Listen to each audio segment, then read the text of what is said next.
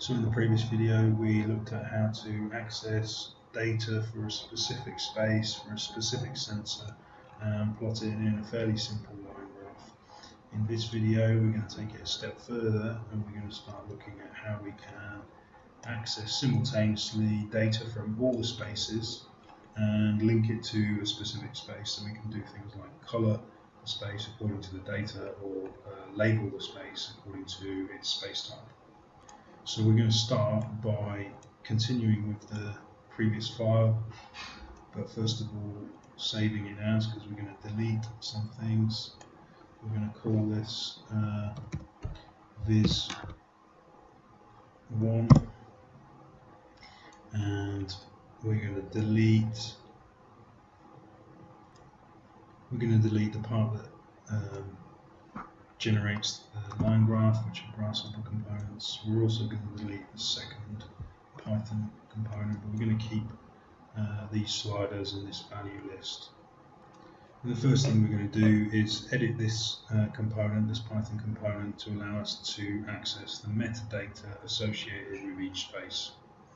So I'm going to zoom in. I'm going to add some new output fields.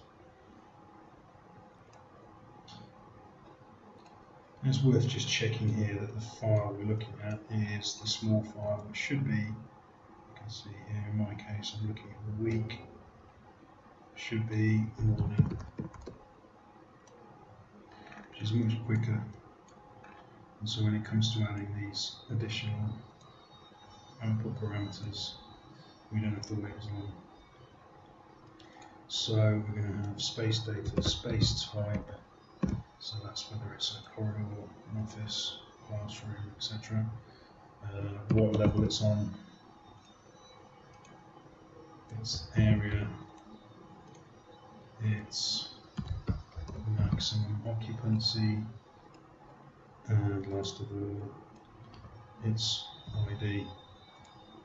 And so we can edit our data here.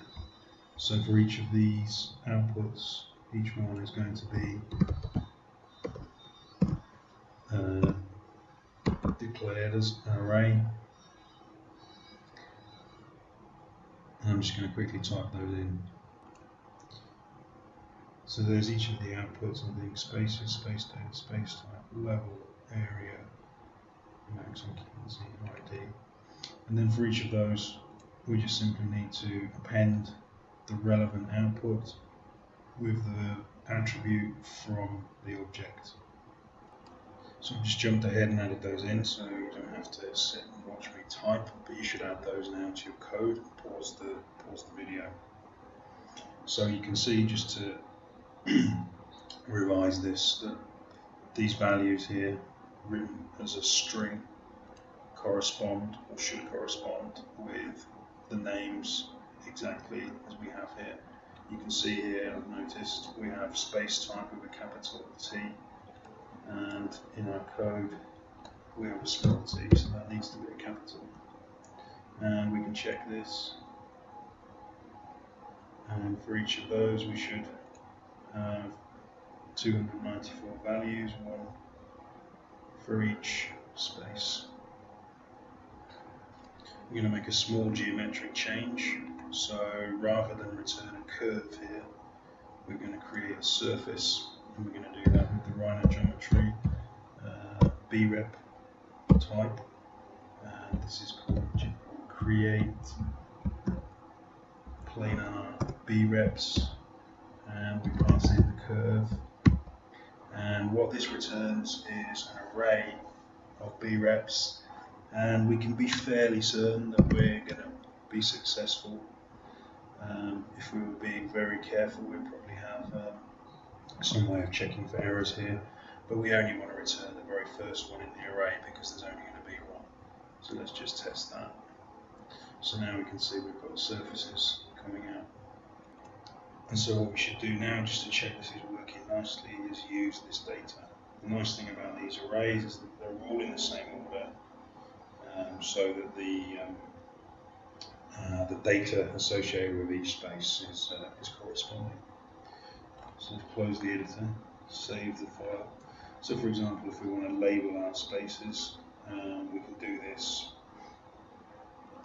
with the 3D text tag that we used previously. So text tag 3D, we need a location. And in order to create that location, I'm going to use evaluate surface. This has a range of outputs, but the one we're going to use is the frame, which is a plane. And we're going to connect the spaces here. Right click on the S, reparameterize them, and we need to define the U and the V coordinates. And we can do this quickly with a MD slider, so a multi-dimensional slider, which is generating a pair of values. I'm going to make this as small as possible.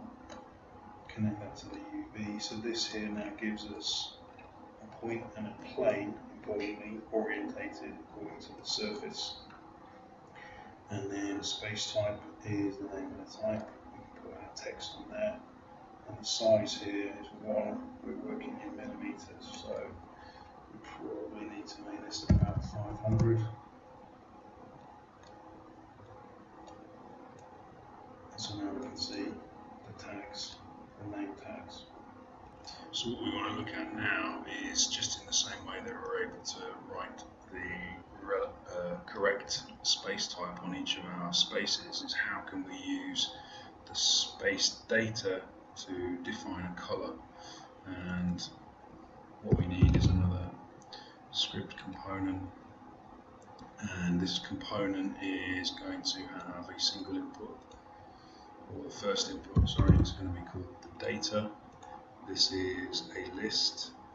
We're also going to have this is the name of the attribute, name of the sensor, and time step.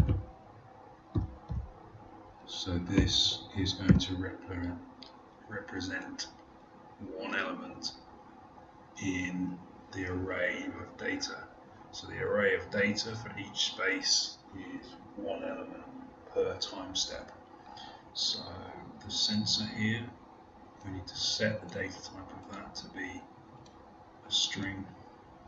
The time step is an integer because it's going to be used to access one element.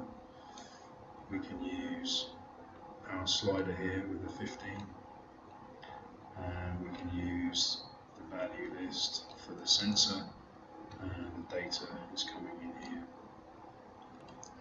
On the output side, we're going to create 3 outputs. The first is the values that we want to represent in color, and we're going to add 2 more. One is the minimum value, so we need to know something about the scale of our values, and the other is a maximum value. So if it's temperature, maybe our minimum maximum scale is from 5 to 35. If it's whether the windows are open, the min max is 0 to 1. So we're going to define these in the code. And now in our editor, again, I'm going to delete the boilerplate. The values is an array, and we're going to have a single loop that loops through each of our data values. So each of those represents all the sensor data for a single space. So maybe it's better to use the word space values append.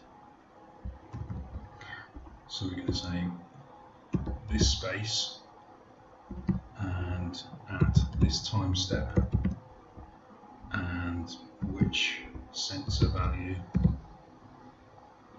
and that should generate all of the values there. We can check that.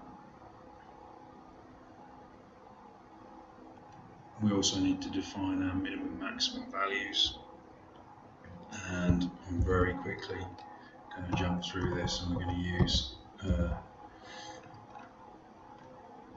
series of if and elif statements So if the sensor is lights, projector or windows, max is 1, min is 0, temperature, max 30, min 5, relative humidity, max 100, min 0, CO2, max 2000, min 0, that should be a simple 0, sensor air, this is airspeed in meters per second, so maximum 5, minimum 0, sensor N, this is noise in decibels, 100, 0, sensor occupation, that's the number of people in the space, between 0 and 100, and then sensor occupancy factor is in a range of 0 to 1.